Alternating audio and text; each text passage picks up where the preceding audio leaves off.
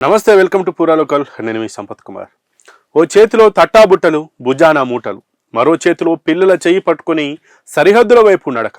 ఎప్పుడు ఏం జరుగుతుందో తెలియని ఆందోళన ముఖంలో హకీంపూర్ చెక్ పోస్ట్ నుంచి మాల్దా వరకు పశ్చిమ బెంగాల్ అంతటా ఇప్పుడు కనిపిస్తున్న దృశ్యాలు ఇవే. ఒకప్పుడు రాజకీయ చర్చలకే పరిమితమైన అక్రమ వలసదారుల అంశం ఇప్పుడు క్షేత్ర స్థాయిలో కనిపించే పరిణామాలుగా మారడంతో సరిహద్దుల్లో అసాధారణ పరిస్థితులు కనిపిస్తున్నాయి.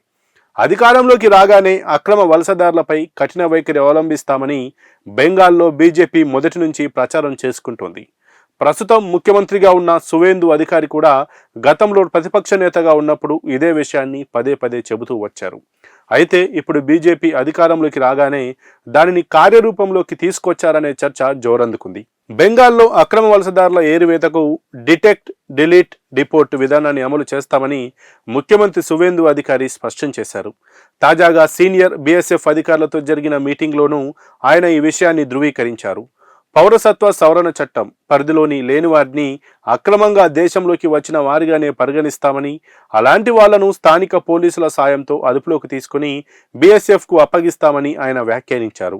అంటే అటు నుంచి అటే వాళ్లను దేశం నుంచి పంపించేస్తారన్నమాట. ఈ వ్యాఖ్యలు బెంగాల్లో అలజడిని రేపాయి. అందుకు తగ్గట్లే ప్రవాహం కనిపిస్తోంది. హకీంపూర్ చెక్ పోస్ట్ సహా ఉత్తర 24 పరగనాలు, మాల్దా ప్రాంతాల్లో అనుమానితుల కదలికలు పెరిగినట్లు స్థానిక నివేదికలు పేర్కొంటున్నాయి. ఒక్క హకీంపూర్ వద్దే ఒకే రోజులో 100 మందికి పైగా గుమిగూడిన ఘటనలు వెలుగులోకి వచ్చాయి.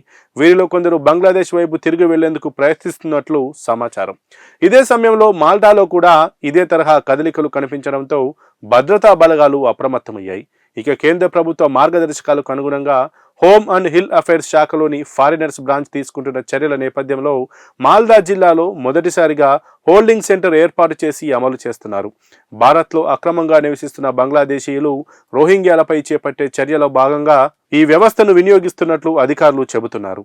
బెంగాల్ ప్రభుత్వం ఇప్పటికే సరిహద్దు జిల్లాల్లో గుర్తింపు, నిర్బంధం, బహిష్కరణ ప్రక్రియలను వేగవంతం చేసినట్లు తెలుస్తోంది.